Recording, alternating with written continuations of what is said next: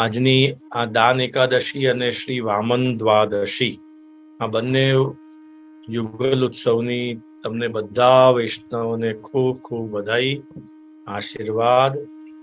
અને તમને બધાને મળીને ખૂબ આનંદ વ્યક્ત કરું છું કે પ્રભુએ પાછો આજે આપણને એક સુંદર અવસર સત્સંગ કરવા માટેનો આપણને આપ્યો. દાન એકાદશી આજથી પ્રભુએ બ્રજભક્તો પાસે દાન માંગવાનો પ્રારંભ કર્યો. બ્રજભક્તો એટલે ગોપીજનો, એ પોતપોતાના ઘરેથી બધા જ દહીં, દૂધ, મઠો, છાસ વગેરે એ બધું વેચવા માટે મથુરા જતા હતા. બધા જ એકવાર નંદાલય પર આવે અને નંદાલય પર આવી બધું એકઠું કરે અને પછી ત્યાંથી પ્રભુના દર્શન કરીને શ્રી યશોદાજી નંદરાયજીને મળીને પોતાના મૈડા વેચવા, એટલે દહીં, દૂધ, દહીં બધું જે હોય, ગોરસ તેને કહેવાય છે, એ વેચવા માટે મથુરા પધારે. હવે તમે વિચાર કરો તો ખ્યાલ આવશે કે ગોકુલથી મથુરા કેટલું 15 કિલોમીટર છે. અત્યારે એટલું ચાલીને પધારે. કોના માટે જતા હતા? કંસના માટે. કંસને અને કંસના જે મથુરાના જે બજારો હતા એમાં એ વેચી એમાંથી જે દ્રવ્ય મળે એ જમાનાનું, એમાં એમની વ્યાવૃત્તિ ચાલતી હતી.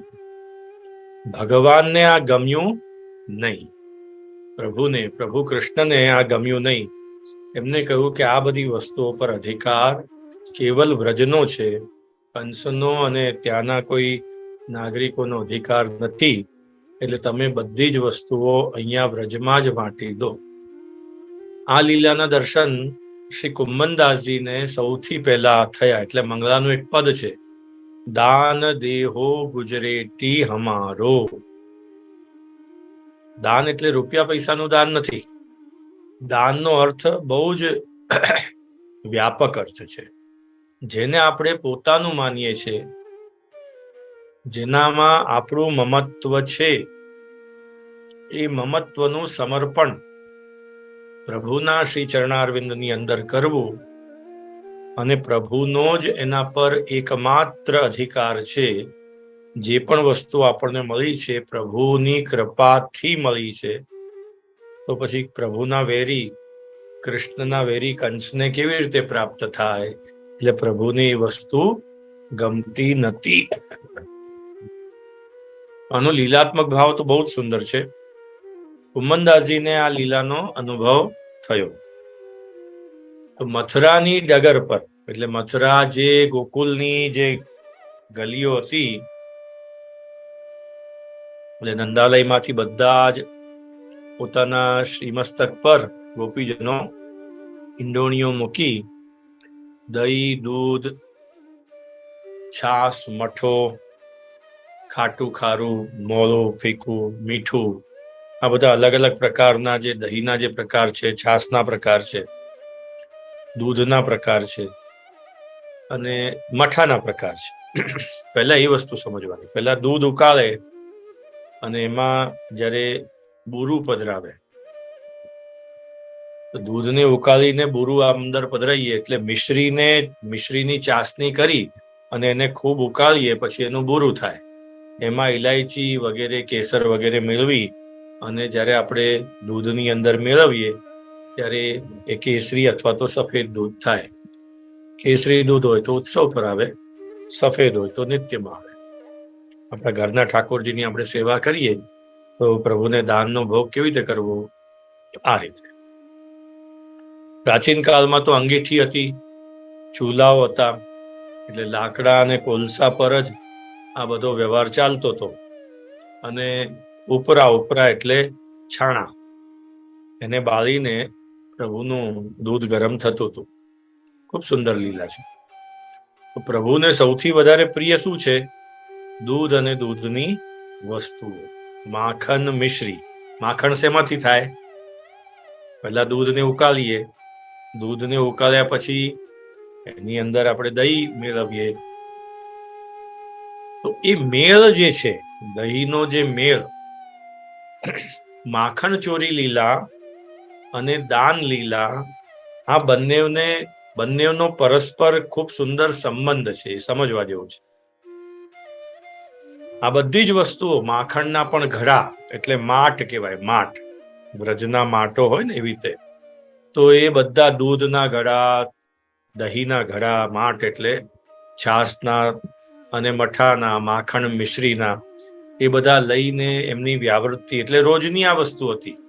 વ્રજમાં તો 360 દિવસ 365 દિવસ રોજ આ લોકો કંસના બજારમાં વહેલી સવારે ઉઠી અને આગલા દિવસે બધી તૈયારી કરીને રાખે અને બધા જ મથુરામાં જઈ અને વેચે અને સાંજ પડે એટલે ઘરે આવે.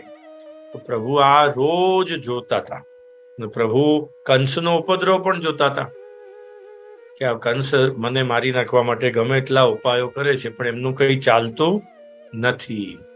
પૂતના, અગાસુર, બકાસુર, શકટાસુર વગેરે, તૃણાવર્ત વગેરે, છેક આ બધી વસ્તુઓ. ત્યારે પ્રભુના મનની અંદર જેમ ગિરિરાજજીનો અન્યાશ્રય દૂર કરાવ્યો નંદ બાબાનો, શ્રીમદ ભાગવતજીના 24 અને 25મા અધ્યાયની અંદર જે શ્રી વ્યાસોએ જે આ લીલા આખી લખી, એવી જ રીતે કંસનો આશ્રય છોડાવવા માટે કંસનો માનસ આશ્રય એ કેવો હતો? વ્રજભક્તોને તો આમ મહાત્મ્ય જ્ઞાન છે, તો વેદની ઋચાઓ છે, પણ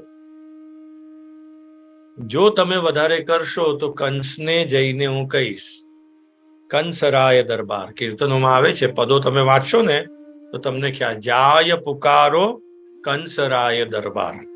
તો કંસરાયના દરબારમાં જઈને કહીશ તો કંસરાય નંદ બાવા પર આજ્ઞા કરશે, નંદ બાવા તમને ના પાડશે, તમે શું કરી શકશો? એટલે જયારે પહેલી વાર જયારે પ્રભુએ જયારે દાન માંગ્યું, દાન એટલે ગોરસનું દાન, ગોરસ, ગો એટલે ગાયો, એ ગો એટલે ગાયો, ગાયોનો જે રસ, એમાં ગાયનો રસ એટલે સૌથી પહેલું દૂધ, એના પછી દહીં. તો આ જે દહીં મેળવતા હતા, એ દહીં કહા દૂધ મેં મેલ જમાયો, કીર્તનમાં આવે છે ને એક પંક્તિ, બહુ જ સુંદર પંક્તિ છે કે હે વ્રજભક્તો, હે ગોપીજનો, તમે આ દૂધમાં એવું કયો મેળ જમાવ્યો કે આટલું સુંદર? મોળું દહીં હોય તો પણ એટલું જ સરસ લાગે, એની અંદર માખણ ને એનો સ્વાદ આવે, અને ખાટું ખારું હોય તો પણ એટલું જ સુંદર લાગે. ખારું એટલે નમકીન, સલોન, અને મીઠું હોય તો એમાં બુરું પધરાવેલું હોય, મિશ્રી. તો એ 4 પ્રકારના જે દહીં, 4 પ્રકારના છાસ અને 4 પ્રકારના મઠા, અને મોળું દૂધ અને મીઠું દૂધ, એમ કરીને કેટલા 8 પ્રકાર થયા અષ્ટસખીના ભાવથી. તો આપણે ઠાકોરજીને જયારે આપણે ધરીએ તો નિત્ય આટલું બધું ના થાય તો કોઈ ચિંતા નહીં કરવાની. વારાફરતી આપણા ઘરના જે પ્રભુ હોય, શ્રી બાલકૃષ્ણલાલ હોય, નવનીતલાલ હોય, શ્રીજી બાબાના ચિત્રજી બિરાજતા હોય, શ્રી યમુનાજીના ચિત્રજી બિરાજતા હોય, શ્રી મહાપ્રભુજીના, તો આ વારાફરતી જાતે, અહીંયા ભારતમાં તો કુલ્લડ મળે છે, તમારા લંડનની તો મને ખબર નથી, પણ નહીં તો પછી કટોરામાં કે દૂણામાં જે મળતું હોય પાત્ર, એની અંદર તાજું જે દૂધ હોય એની અંદર મિશ્રી મેળવીને અથવા તો મિશ્રીનું બુરું કરીને અને એની અંદર થોડું કેસર અને થોડી ઇલાયચી પધરાવી પ્રભુને ભોગ ધરીએ તો પ્રભુ ખૂબ જ પ્રેમથી આરોગે છે. હવે આમ તમે જો આખી પ્રણાલિકા તમે જોશો તો તમને ખ્યાલ આવશે કે મંગલ ભોગથી લઈને શયન ભોગ સુધી પ્રભુ, મંગલ ભોગમાં તો માખણ મિશ્રી આરોગે જ છે, પછી મંગલ ભોગ પછી જ્યારે શૃંગાર ભોગ આવે તો શૃંગાર ભોગમાં બદામનો ચૂરો, પિસ્તાનો ચૂરો, મિશ્રીનો ચૂરો, આ બધું એક રસ કરી અને પ્રભુને ભોગ આવતો હોય છે. પછી ગ્વાલ ભોગ આવે ત્યારે પાછું પ્રભુ અંગીઠી પર પ્રગટાવેલું જે દૂધ હોય એ દૂધને ખૂબ ઉકાળે, એટલું સરસ ઉકાળે. દૂધના પણ ઉકાળવાના પ્રકારો છે. એક તો સાદું આપણે દૂધને ઉકાળીએ તે, પછી એને વધારે આપણે ઉકાળીએ તો એને અધોટા કહેવાય, થોડુંક જેને આપણે કહીએ બદામી પડે, અને એનાથી પણ વધારે આપણે ઉકાળીએ તો ઓટેલું દૂધ કહેવાય. એ વધારે બદામી હોય, અને એનથી પણ વધારે ઉકાળીએ તો બાસુંદીનું દૂધ કહેવાય, અને એનથી પણ વધારે આપણે ઉકાળીએ તો એ માવો કહેવાય, દૂધનો માવો. એટલે દૂધના કેટલા પ્રકાર થયા આરોગવાના ઠાકોરજીને? એક તો દૂધ સાદું, એક ધારોષ્ણ દૂધ આરોગે, એટલે પ્રભુ ને તાજું દૂધ પીવાની પોતાની ટેવ હતી. એટલા માટે જયારે યશોદાજી દોવા જાય, અથવા તો કોઈ ગોપીજનો, વ્રજભક્તો, રોહિણીજી વગેરે, ખીરક એટલે ગૌશાળા, એની અંદર દોવા જાય ત્યારે જ્યારે થનો, ગાયોના થનને દુહે તો ઠાકોરજીના દર્શન કરે. ઠાકોરજીએ સુંદર ટોપી ધારણ કરી હોય, તિલક ધારણ કર્યું હોય, અલકાવલી ધારણ કરી હોય, અને ખૂબ સુંદર મુખારવિંદ, આપનું ચંદ્રમા જેવું ખૂબ સુંદર મુખારવિંદ હોય, ઝઘુલી અને ટોપી ધરેલી હોય ઠાકોરજીએ, અને શ્રી યશોદાજીની ગોદીમાં પોતે એકદમ નાના બાલ સ્વરૂપ હતા. ત્યારે પધારે ત્યારે ગોદોહનના દર્શન કરે ત્યારે જીદ કરતા પોતે. જો આ દાનનો પ્રકાર ક્યાંથી ચાલુ થાય છે એ તમે સમજો પહેલા. તો તે વખતે પોતે કે મારે આ દૂધ કાઢવું છે, ગાયનું ધોરી, ધુમર, કારી, કાજર, એનું દૂધ કાઢવું છે અને મારે પણ પીવું છે. પણ ગાયોને પ્રભુ માટેનો એટલો બધો સ્નિગ્ધ સ્નેહ, સ્નેહ અને સ્નિગ્ધ સ્નેહ. સ્નિગ્ધ સ્નેહ એટલે ચોંટી જાય એવો સ્નેહ, ચિત્ત, ગાયોનો ચિત્ત. પ્રભુને ખબર પડે કે પ્રભુ પધારવાના છે એટલે હલકારા કહેવાય છે. તમે વાર્તા સાહિત્યમાં વાંચશો એટલે એને હલકારા એટલે જોરથી હેલો પાડે, સાવધાન, ખબરદાર, એને હલકારા કહેવાય. એ લોકો જ્યારે ઠાકોરજી નંદરાયજી સાથે અથવા યશોદાજી સાથે અથવા તો રોહિણીજી સાથે એમની ગોદીમાં પધારતા હોય ત્યારે આ બડી સાવધાની થાય, અને ગાયોને આપોઆપ જ ખબર પડી જાય. ગાયના સિંગ એટલા બધા ઊંચા થઈ જાય અને એટલી બધી પ્રસન્ન થઈ જાય, અને પ્રસન્ન થઈ પોતાના જે વાછરડા હોય એને સુંદર રીતે ચાંટવા લાગે કે હમણાં જ મારા પ્રભુ પધારશે. એની પહેલા જ દૂધમાંથી, થનમાંથી દૂધ નીકળી. શ્રીનાથજીની પ્રાગટ્યની વાર્તામાં કેટલો સુંદર પ્રસંગ છે કે જ્યારે શ્રીનાથજીનું પ્રાગટ્ય થવાનું હતું તો કોઈને તો ખબર પડી નહીં, પણ જે પેલી ગાય હતી, હૃષ્ટપુષ્ટ ગાય, એને ખબર પડી ગઈ. એટલે પર્વત પર ચડીને પણ એના જે થન હતા એમાંથી દૂધ સ્રવતી હતી. એવી રીતે આ ગાયો પણ એટલા જ પ્રભુને પ્રેમ કરે. પ્રભુ થોડા મોટા થયા એટલે જે ગોદોહનની જે પ્રક્રિયા જે છે, સંધ્યાકાળે અને સવારે, એક તો વહેલી સવારે અને એક સંધ્યાકાળે, બે સમયે ગોદોહન થાય.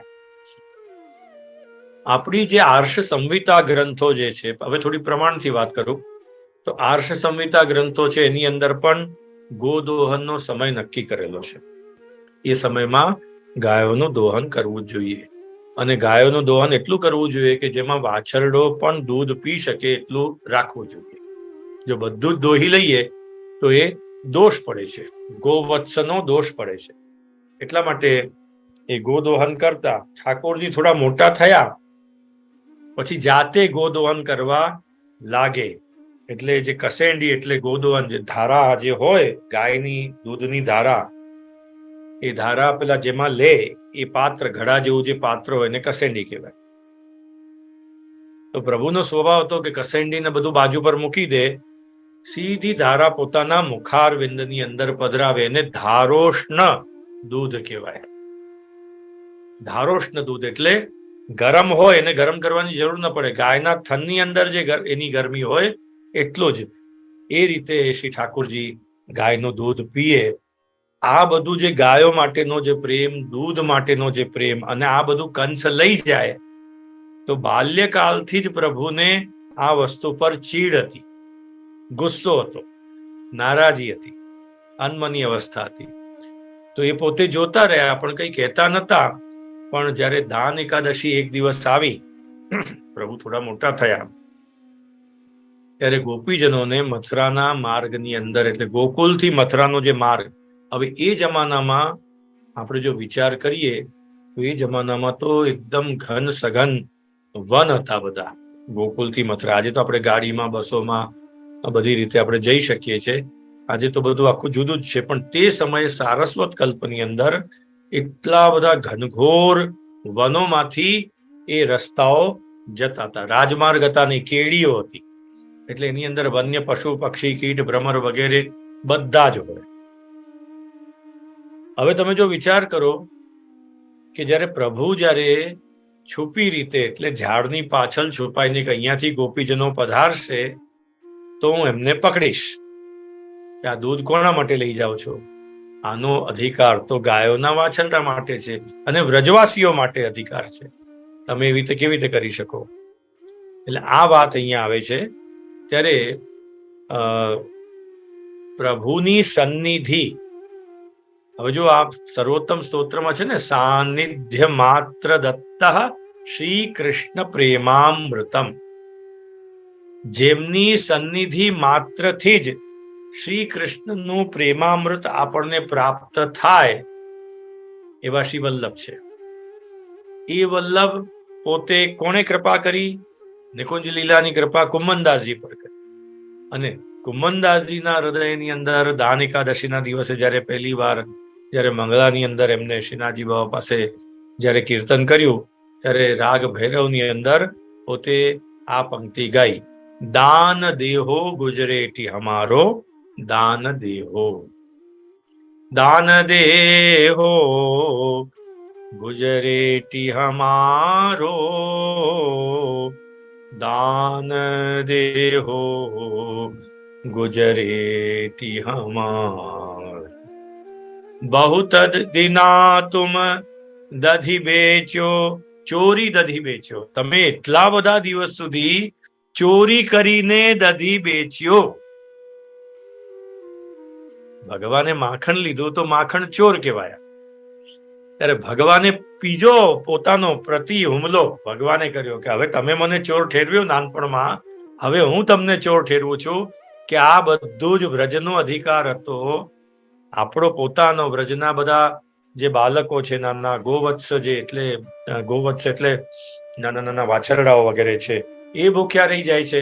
અને તમે આટલું બધું દૂધ, એટલે કેટલી વિપુલ માત્રામાં દૂધ, અને મોટા મોટા ઘડા, નાના પણ નહીં, આપણે તો એ ઉચકી પણ ન શકીએ, પણ એ ગોપીજનોમાં એટલું બધું બળ હતું, આવડા મોટા મોટા ઘડાઓ. એનું વર્ણન શ્રીમદ ભાગવતજીમાં પણ બહુ સુંદર આવે છે. અત્યારે હું તમને જે વર્ણન કરું છું પદના હિસાબે અને અંતરના હૃદયના ભાવોથી. ત્યારે એ જ્યારે ઠાકોરજીને જ્યારે ન ગમ્યું ત્યારે કે તમે ચોરી એટલે તમે મને પૂછ્યું. ઘરનો જે ધણી હોય એટલે ભગવાન કે છે કે તમે બધા જ વ્રજભક્તો આખરે તો અમારા સેવક છો. તો સેવકનો ધર્મ છે કે સ્વામીની આજ્ઞા લેવી જોઈએ. અને પોતે ભગવાન કોણ છે? વ્રજરાજ કુમાર છે. વ્રજરાજ કોણ? વ્રજરાજ શ્રી નંદરાયજી. અને નંદરાયજીના કુમાર પણ કોણ? વ્રજરાજ કુમાર, એટલે શ્રી ઠાકોરજી. તો કે તમે મને પૂછ્યા વગર આજથી ક્યાંય પણ તમે દધી અને દૂધ વેચી શકશો નહીં.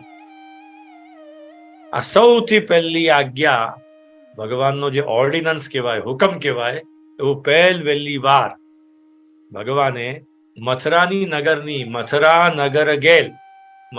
નગરની ગેલ પર સૌથી પહેલી વાર પ્રભુએ આ ઓર્ડર પાસ કર્યો કે તમે મારા પૂછ્યા વગર અહીંયાથી કશું પણ લઈ જઈ શકતા નથી. નો પરમિટ એટ ઓલ.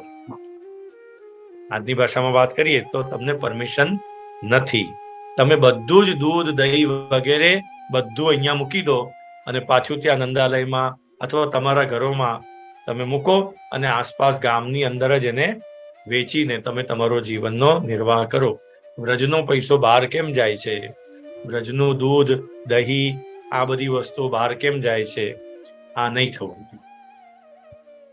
મૂળ વાત શું હતી કે જો અમે આ દૂધ, દહીં, છાસ, મઠા વગેરે જો અમે ત્યાં મથુરામાં નહીં લઈ જઈએ તો કંસ અમને દંડ કરશે. એ ભય હતો. અને જ્યાં ભય આવે, જેનો ભય થાય, સિદ્ધાંતથી જો વિચાર કરીએ તો જેનો ભય થાય તેનો આશ્રય થઈ જાય. સાચી વાત કે નહીં? તો જેનો ભય થાય એનો આશ્રય થાય. તો ભગવાનના મનની અંદર આવ્યું, ભગવાન શ્રી બાલકૃષ્ણ પ્રભુના મનમાં આવ્યું કે મારો તો ભય બિલકુલ નથી, નંદરાયજીનો પણ કોઈ ભય નથી, ઘરના જે વડીલો છે એનો પણ કોઈ ભય નથી, અને જે અમારો વૈરી છે એનો ભય તમે રાખો છો. આ કેવી રીતે ચાલશે? આ નહીં ચાલી શકે. તો એ જે આખી નિકુંજ લીલા સંબંધી શ્રી કુંભનદાસજીને જે અનુભવ થયો એ નિકુંજ લીલા સંબંધી પણ છે, બ્રજલીલા સંબંધી પણ છે. એની અંદર નિકુંજ લીલા સંબંધી સખ્ય ભાવ અને માધુર્ય ભાવ બંને છે. જ્યાં ભગવાને પોતાના સખીજનો માન્યા ત્યાં સખ્ય ભાવ છે, પણ વ્રજની કુંજ નિકુંજો, અતિરસ કુંજો, નિવૃત્ત નિકુંજો, ઘટાટોપ જે નિકુંજો, સઘન નિકુંજોની અંદર, કેમ કે આ વાર્તાલાપ થયો ક્યાં?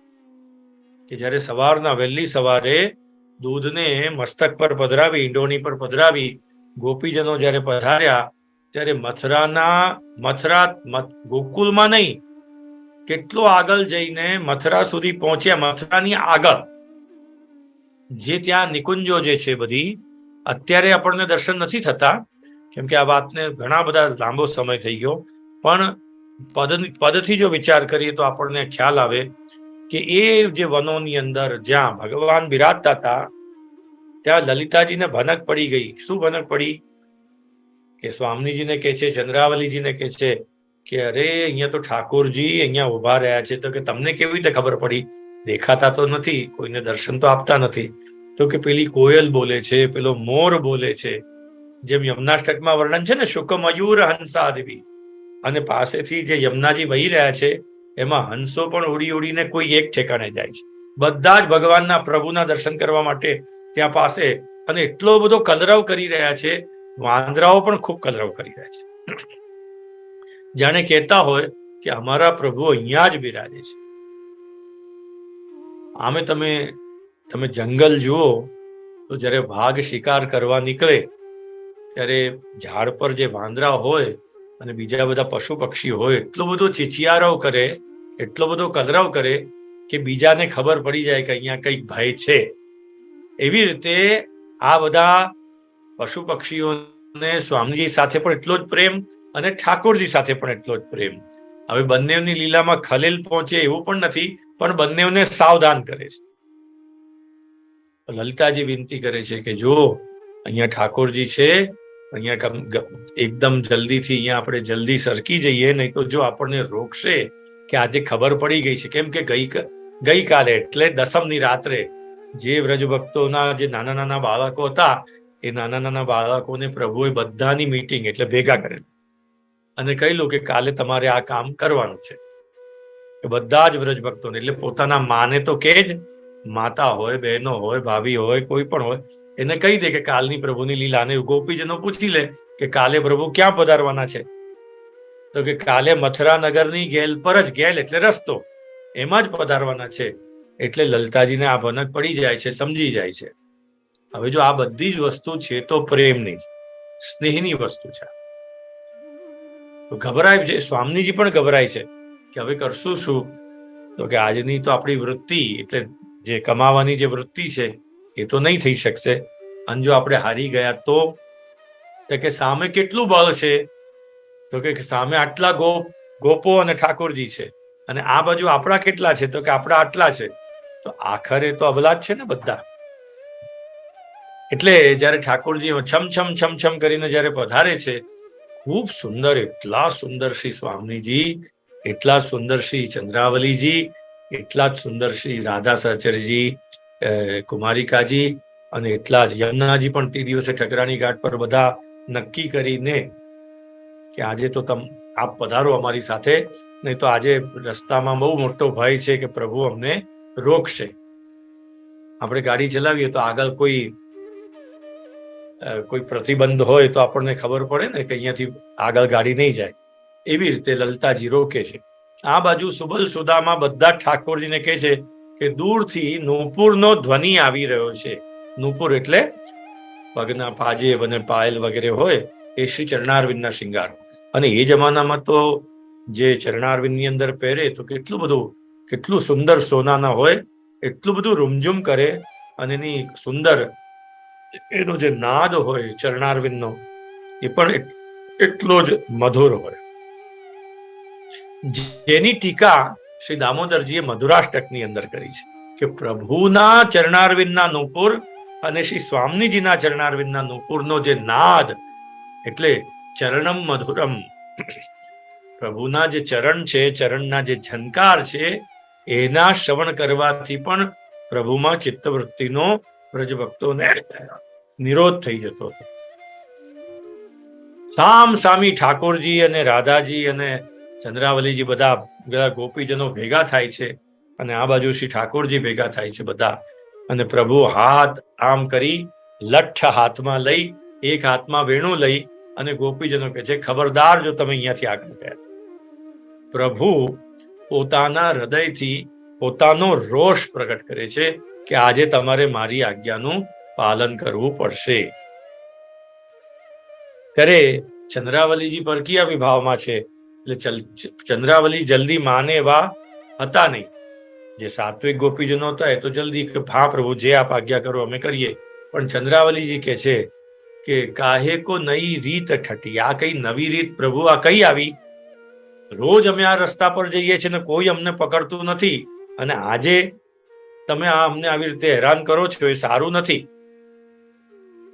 ત્યારે રગજગ રગજગ રગજગ એટલો સુંદર છે ઝઘડો, રાધા કૃષ્ણનો ઝઘડો, એના ઝઘડાનું પદ છે, એ પદનું જો આપણે વાંચન કરીએ તો આપણા જીવનમાં જેટલા ક્લેશો છે એ ક્લેશોનું નિવારણ થઈ જાય.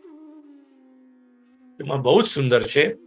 ત્યારે પ્રભુ કહે છે કે હવે ત્યારે તે વખતે આ વખતે પણ ચંદ્રાવલીજી એ જ વિનંતી કરે, જો તમે અમારી નહીં માનો તો અમે પહેલા નંદરાયજીને જઈને કહીશું.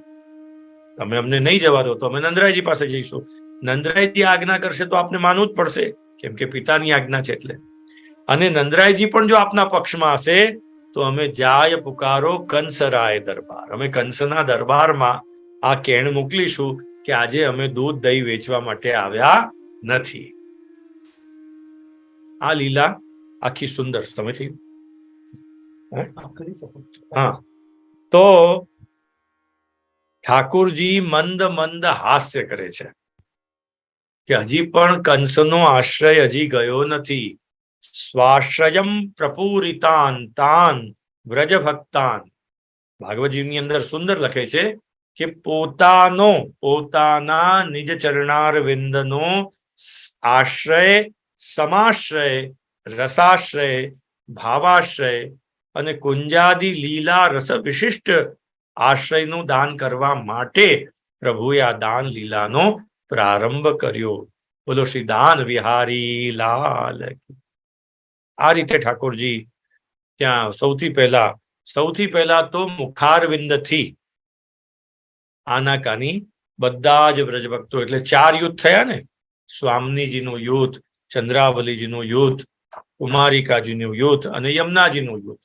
આ ચારેય યુદ્ધના જે યુદ્ધ એટલે ગ્રુપ, આજની ભાષામાં વિચારીએ તો એમના ગ્રુપ્સ, એટલે એના યુદ્ધ સાથે જે વ્રજભક્તો બધા પધારતા હતા, પ્રભુએ ત્યાં પહેલી વાર દાન માંગ્યું કે આ અમને આપો. દાન દેહો ગુજરેટી હમારો, દાન દેહો ગુજરેટી. આ દાનનું પહેલું પદ છે.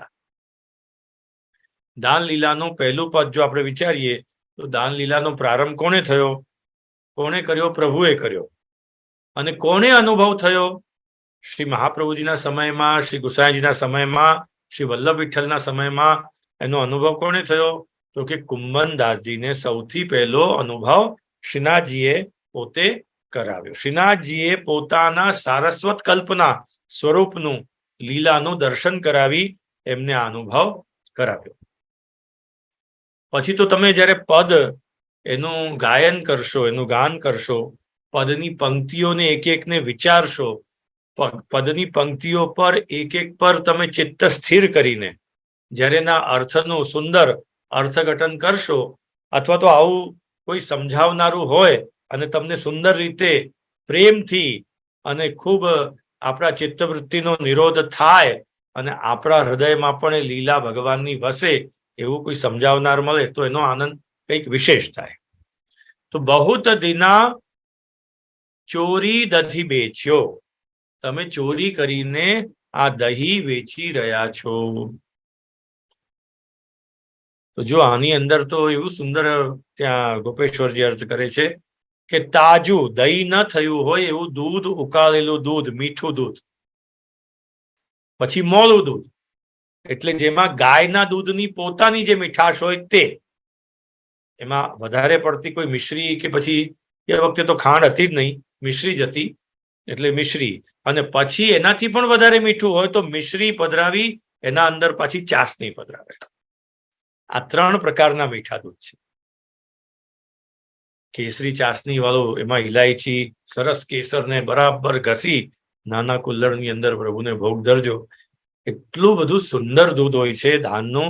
અને હકીકતમાં તમને જોજો કે જ્યારે ઠાકોરજીને ભોગ ધરશો અને એમાં તુલસી પધરાવશો અને રાજભોગની અંદર તમે જાતે કરીને તમે જોજો, અને પ્રભુ આરોગ્ય હોય ને પછી મહાપ્રસાદની કણિકા પણ જો લેશો તો એટલું સુંદર લાગશે. એની મલાઈ કાઢવી નહીં, મલાઈથી ઉપરથી તરબતર, જેમ બાસુંદીમાં કેવી મલાઈ હોય, મલાઈ પૂરી હોય, એવી રીતે મલાઈ સહિતનું દૂધ ઠાકોરજીને ભોગ ધરી સમય થાય સરાવી અને પછી તમે ચમચીથી લેજો, પછી મને યાદ કરશો તમે કે કેટલું સુંદર થાય છે.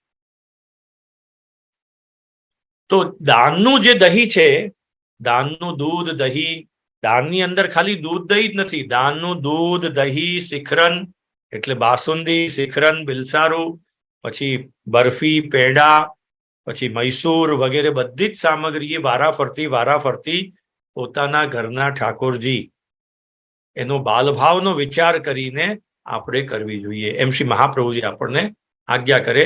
શિક્ષાપત્રકાર શ્રી હરરાય મહાપ્રભુ પણ પોતાના શિક્ષાપત્રમાં આ જ આજ્ઞા કરે છે.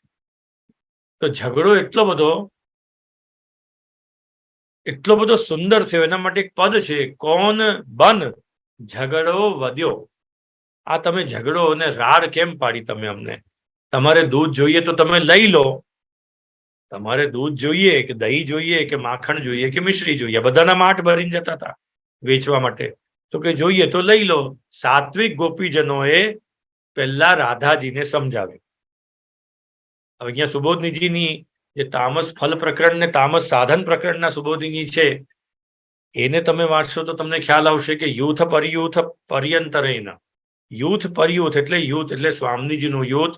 સ્વામીજીના યુથમાં સાત્વિક રાજસ ને તામસ ભક્તો હતા. ચંદ્રાવલીજીના યુથમાં પણ સાત્વિક રાજસ ને તામસ ભક્તો હતા. કુમારિકાજીના યુથમાં પણ સાત્વિક રાજસ ને તામસ ભક્તો, અને યમુનાજીના યુથમાં પણ સાત્વિક રાજસ ને તામસ યુથો. એમાં મુખ્ય સાત્વિક યુથ એટલે શ્રી સ્વામીજી, મુખ્ય રાજસ યુથ એટલે શ્રી ચંદ્રાવલીજી, અને મુખ્ય તામસ યુથ એ શ્રી યમુનાજીનું, અને મિશ્ર યુથ મિક્સિંગ એ કુમારિકાજી. તો જે પહેલા તો પેલા સાત્વિક જે હતા એમને જયારે ગોપ બાલકોની ફોજ જોઈ કે આટલા બધા ગોપ બાલકો છે, આપણે આજે હારી જ જઈશું, એના કરતા હે રાધાજી સમજણ તો એ જ છે કે તમે હમણાં બધી વસ્તુ આપણે ઘડા આપી દઈએ, એમને જેટલું જોઈએ એટલું લઈ જાય અને આપણે પછી આગળ જઈએ તો આપણું જેટલું બચેલું દૂધ હશે એટલું તો વેચાશે. સમજો, આ સાત્વિકનો ભાવ છે. ચંદ્રાવલીજીને જયારે આ વિનંતી કરી, ચંદ્રાવલીજીને ખબર પડી, ચંદ્રાવલીજીએ કહ્યું કે ના, એક ટીપું પણ દૂધ તમને નહીં આપું. હવે ઝઘડો ના થાય તો શું થાય મને કહો?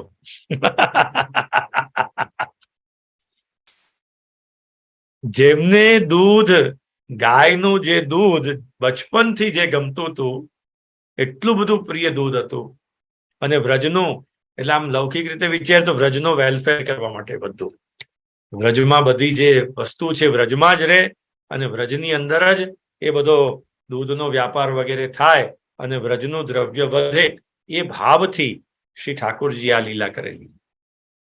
પછી ચંદ્રાવલીજી તો રાજસ ભક્ત છે, પ્રભુના સ્વામીજી છે પોતે, એટલે બહુ ચંચલ છે.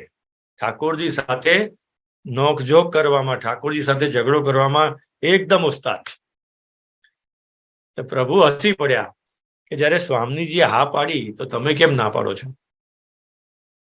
તો કે ના, અમારા સ્વામીજી બહુ જ ભોળા છે, એમને તમારી સાથે વાત કરતા નથી આવડતું, એ ડરી જાય છે, અને એટલા બધા પ્રેમની અંદર પાગલ છે કે આપને દુઃખ થાય એવું કઈ જ કરવા નથી માંગતા, પણ હું કરવા નહીં દઉં.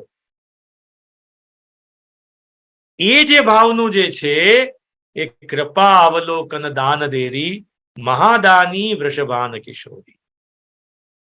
જ્યારે પ્રભુ ચંદ્રાવલીજી, જ્યારે સ્વામીજી, નાના બહુ સુંદર અલગ અલગ પ્રકારના ભાવ છે, એમાંનો એક ભાવ સમજાવું છું આજે. એટલે દાન લીલાના પદોની ભાવ ભાવના, સ્વરૂપ ભાવના. હવે જો સ્વરૂપ ભાવના સાથે આ ભાવ ભાવના છે. કૃપા અવલોકન, જેમના દ્રષ્ટિમાં જ કૃપા છે. સ્વામીજી કોઈ દિવસ પણ ઠાકોરજીને દુઃખ પહોંચે, કોઈને પણ આપણે ના પાડીએ, કોઈને અતિ વસ્તુ ગમતી હોય, હ્યુમન સાયકોલોજી છે, કોઈને અતિ વસ્તુ ગમતી હોય તમે એને ના પાડી દો તો શું થાય? એકવાર તો ભલે સાચું છે કે ખોટું છે, પણ ના પાડવાથી એકવાર તો એના હર્ટ થાય કે નહીં? તો આ હર્ટ જે છે, પ્રભુના હૃદયમાં ક્યાંય ઠેસ ન પહોંચે એવો સ્વભાવ કોને? એવો સ્વભાવ છે શ્રી રાધાજીનો, સ્વામીજીનો. વૃષભાન કિશોરી, વૃષભાન કિશોરી એટલે શ્રી રાધાજી. અને ઠાકોરજી સાથે ના પાડીને, જીદ કરાવીને, પ્રભુને હરાવીને પછી આપવાનો જે પ્રકાર છે એ ચંદ્રાવલી છે. કેમ કે પરકીયા છે સ્વામીજીનું જ સ્વરૂપ, પણ ચંદ્રાવલીજીનો સખ્ય ભાવ છે, સખ્ય માધુર્ય ભાવ છે. જ્યારે આ સ્વામીજીનો માધુર્ય સખ્ય ભાવ છે, વધારે માધુર્ય છે, પ્રેમ છે. એટલે ચંદ્રાવલીજી એટલા બધા સુંદર, એમના નેત્રો એટલા બધા સુંદર હતા કે પૂછો નહીં વાત. અંજન કરવાની જે રીત ચંદ્રાવલીજીની એટલી સુંદર હતી. અરે આ દાનના પદો તમે ગાઓ અને એને વિચારો તો તમને એ લીલાના દર્શન થશે જ. તમારી માનસીની અંદર, કલ્પનાની અંદર તમને આ બધું જ આખી લીલા પ્રગટ થઈ જશે. આ રૂપિયા પૈસાની લીલા નથી, આ તો ભાવ પ્રેમ અને પ્રેમના ઝઘડાની લીલા છે આખી. ભગવાન સાથે કેવી રીતે બોલવું, તે વખતે મર્યાદા તો કેટલી બધી હતી, બોલાય નહીં. હવે પોતાના પ્રિય સાથે બોલવું હોય તો કેવી રીતે બોલો? પ્રભુ આવું કંઈક કરે તો જ બોલાચાલી થાય ને, નહીં તો કેવી રીતે થાય? એટલે પ્રેમને વધારે, પ્રેમનું વર્ધાપન થાય, પ્રેમ વિવૃદ્ધ થાય, પ્રેમ પ્રવૃદ્ધ થાય, એટલા માટે પ્રભુએ આ લીલા કરેલી. તો શ્રી ચંદ્રાવલીજી અને શ્રી ઠાકોરજીના નેત્રથી નેત્ર મંડાન થયા અને ઝઘડો ચાલુ થયો. તો સ્વામીજી તરફથી સ્વામીજીને તે હિંમત નથી કે ઠાકોરજી સાથે બોલી શકે, કેમ કે સ્વામીજીને પાછું એ પણ ખબર હતી કે સાંજ પડશે એટલે રાધાબાગમાં પ્રભુ પધારશે, તો લાવો ને આપણે પ્રભુને મળવું હોય તો આપણે ફૂલો ચૂંટીને એની સુંદર સાંજી આપણે કરીએ. એટલે દાન અને સાંજી આ ભેગા આવે. તો મથુરા, જે ગોકુલથી મથુરા જવાનો જે રસ્તો અને મથુરાથી બરસાના થઈને પાછું ગોકુલ જવાનો રસ્તો, ગેવરવન થઈને, એ રસ્તામાં બે અલગ અલગ રસ્તા છે. આજે પણ તમે વ્રજમાં આપણે જઈએ અને વ્રજમાં આપણે આ ગોકુલ, મથુરા અને બરસાનાની યાત્રા કરીએ તો એ રસ્તા આજે પણ છે. એ જે કાચી કેડીના જે માર્ગ આજે પણ છે. અને એટલા જ માટે ઘેવરવનની, બરસાનાની, પંચક્રોશી જ્યારે પરિક્રમા આપણે કરીએ ત્યારે એ જ રસ્તા પર આપણે જઈ અને પ્રભુની આ લીલાનું સ્મરણ કરીએ છીએ. ત્યારે પ્રભુ, એ સ્વામીજીને ખબર હતી, તો સ્વામીજી વારે ઘડીએ ચંદ્રાવલીજીને આજ્ઞા કરે કે તું રહેવા દે ને, ઝઘડો શું કરે છે? એમને જોઈએ છે તો આપણે નહીં જઈએ, જે દૂધ દહીં જોઈએ છે તો ત્યાં. તો કે ના ના, એવું ના ચાલે, આટલી બધી દાદાગીરી કેવી રીતે કરી શકે ઠાકોરજી? પ્રભુ દાદાગીરી જ કરે છે. એટલા સુંદર પદો, અને એમાં પણ દામોદરજીની ટીકા અને શ્રી ગિરધરજીના વચનામૃતો અને ઘનશ્યામજીના વચનામૃતો એટલા બધા સુંદર છે આના પર. અને દાન લીલાની અંદરનો આખું મધુરાષ્ટકનો જે આખો ભાવ પ્રભાવ જેટલો પણ છે એ પણ સમજવા જેવો છે. દાન લીલા કેવી રીતે સમજાય એ તમને હું અત્યારે અહીંયા વિનંતી કરું. સમય થઈ ગયો? હે, સમય થઈ ગયો છે?